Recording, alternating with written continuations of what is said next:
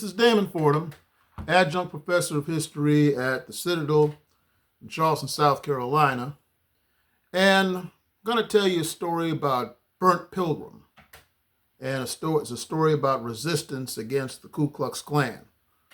Now, during the 1870s, the Ku Klux Klan had run rampant in the upper parts of South Carolina.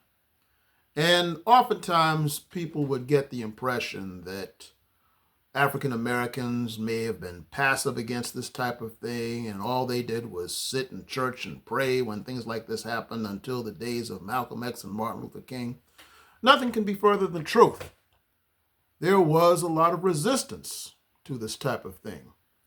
Back in 1937, they interviewed an African American gentleman by the name of Bradley Gilmore up in Union, South Carolina, about his experiences. And he told the story about Burnt Pilgrim. He said that during that Reconstruction period up around Union, it was so bad that the Ku Klux Klan would take black people and literally, as he put it, ride them like they were goats at gunpoint, on all fours crawling and riding them on their backs. And that they would take them to this bridge called the Turk Creek Bridge and have them stand up there and shoot them down in the lake. Well, it got to a point where the African Americans of that community got sick and tired of this type of thing. So they got their hunting rifles and went out and had a gun battle with the Ku Klux Klan over at a place called New Hope Church.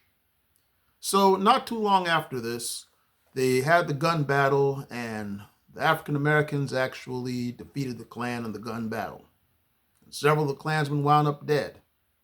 But that wasn't enough to satisfy these black men.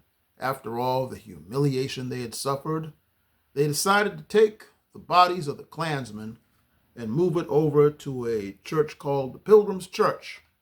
And when they put the Klansmen's bodies in the church, they set the church on fire, destroying the bodies of the Ku Klux Klansmen.